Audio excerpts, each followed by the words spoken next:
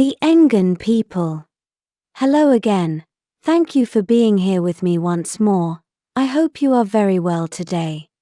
I am Marie. This information can be seen as science fiction, or as the viewer sees best, and I post it for entertainment purposes only. Still, I take my information very seriously, and for whoever has eyes to see. As I have said before, and I will keep repeating it as it is perhaps the most important message my group and I can ever give, is the hard fact that there are more people like humans out in space, being that humankind is by far not exclusive of planet Earth, did not evolve there and was not created there either. There are more humans, as such, out in at least 400,000 different civilizations, all of which belong to the Lyrian, or star-human family. Although the term, human, is widely used referring only to the Lyrians who inhabit planet Earth, they are all members of the same genetic branch and family. One of the most interesting star races from the Pleiades is the Engan people. They are active members of the Alcyone Council, which is the diplomatic organization that sees over the interests of all the star races who inhabit the M45 star cluster, also known as the Pleiades. And through the Alcyone Council, they are indirectly members of the Galactic Federation as well. Through the agreements developed through the Alcyone Council, they are tasked with taking care of the Pleiadian M45 perimeter with their vast and capable military. Being that they are the most numerous race in the Pleiades, they are too, and by far, the ones with the strongest military force, with the Taygetans in a second place. They are a wise old warrior race, characterized by having a very strong ethical and spiritual frame. They are also considered as guides and examples to follow for any other race, especially those of Lyrian genetics. They are the perfect example of the culmination of strength and spiritual evolution of any Lyrian, star-human race, and as an example, you can see them as the star-human version of the Irma people, as they share many common traits and characteristics with the feline civilization. Traits that can be seen reflected even in their architecture and social structure, which is a step council, holistic society, being guided by a patriarchal royalty in power, that is, they have a king, but who cannot do much without the approval of their high council, which works much like a senate in Roman times. This political system is also very similar to the one found in Taygeta, with its matriarchal holistic society, and a queen in power, or the Irma large feline people, who also have a patriarchal, step council holistic society, with a king in power, a white lion. Many Irma souls like to incarnate as an Engan, as Irma star seeds, and many souls who have been Engan also like to incarnate as an Irma, as evidenced by the memory of past lives of the members of both cultures, as well as with the aid of technological devices which measure the frequency and vibration of people, and help to know where they have been as souls before their present incarnation. This goes for Taygetans as well, as their souls like to jump from Taygetan to Engan to Irma, and back to the first, all the time during their incarnations. The Engan people inhabit all 3 planets orbiting the Pleiadian star Electra, also known as 17 Tauri, which is a gentle blue-white giant star in the constellation of Taurus, and it is located approximately some 400 light-years away from Earth. It is the 3rd brightest star in the Pleiades open star cluster M45, which is visible to the naked eye, with an apparent magnitude of 3.7.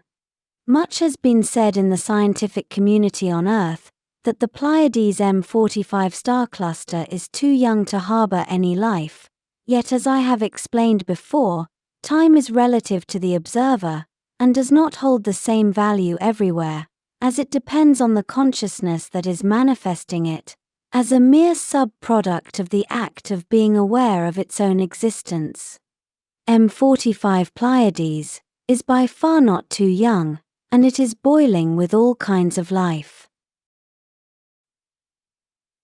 The Engan people are one of the most influential Pleiadian races over the development of humankind, and they have worked together for Earth and humanity, shoulder to shoulder with the Taygetan and with the Solar Tien people, also from the Pleiades M45 star cluster.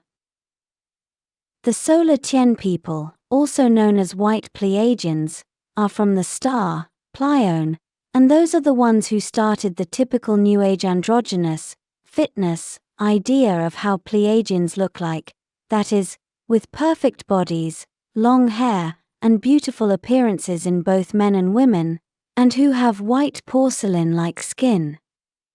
They deserve a video of their own. The Engan people have been influencing Earth's culture since the beginning of civilization, as the expression goes, and are responsible for implanting many ideas and concepts associated with human or humanoid-looking gods and goddesses, like those in the Parthenon of Greek, Roman, and Scandinavian deities. The Engan were taken as gods and goddesses by cultures of old on Earth, because of their high technology and their affinity to directly implant useful concepts onto humankind, concepts like metallurgy, agriculture, and philosophical ideas. But even if they were taken as gods and goddesses by the people of old, on Earth, as were the Taygetans and the Solar Tiens as well, among countless other star races, the Engan were and are only more people, like the humans on Earth as well. This fact can be seen reflected in the very human drama and actions attributed to the Greek and Nordic gods and goddesses, which reflect their good and bad qualities, their love life and drama, as well as their very mundane needs and wants. The drama and the consequences of the Engan are clearly reflected in the Nordic and Viking sagas, as well as in Scandinavian folklore, but perhaps with wider detail, it is seen in the works of famous Greek thinkers and authors, being that the best example of this subject can be found in Hesiod's Theogony, which was officially written around the year 700 BC, and it is the first known Greek mythical cosmogony. Although I am talking about Engan influence here in this video, I must point out that all this I am explaining goes for Taygetans as well, as they often mingled with the Engan back then, as they do today, and with whom they cooperated to influence Earth's cultures of old, for better or worse.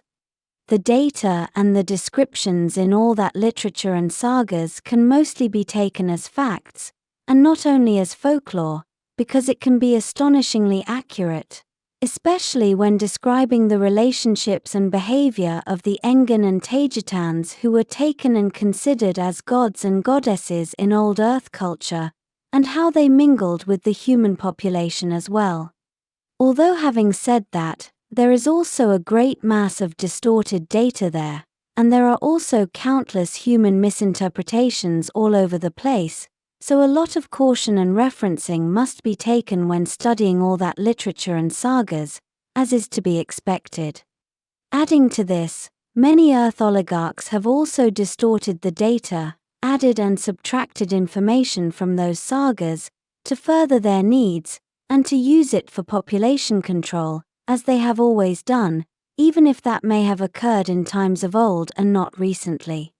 Many of the gods and goddesses in the Parthenon of the Greeks, the Romans, and the Scandinavians refer to the same exact person. Although this in itself is a subject for another video, a perfect example of this is the Greek god Zeus, who is also Jupiter for the Romans, who was Amun for the Egyptians, and who was also Odin for the Scandinavians. In their literature and sagas, they are all referring to the same exact person, and he was a mortal like any other human, he just had a lot of power, and a lot of technology, including exotic weapons and advanced medical knowledge.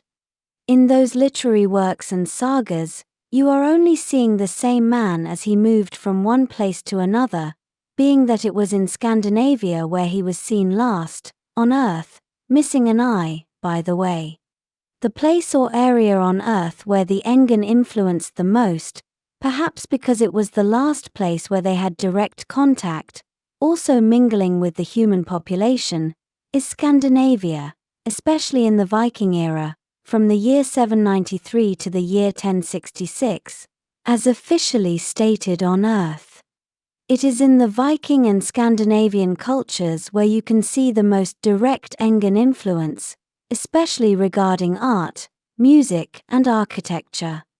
The Engan influence can also be seen in western parts of Russia, and all of Eastern Europe as well, among countless other places on Earth. To this day, they remain so similar, that for many the Engan people are considered, or called, space Vikings.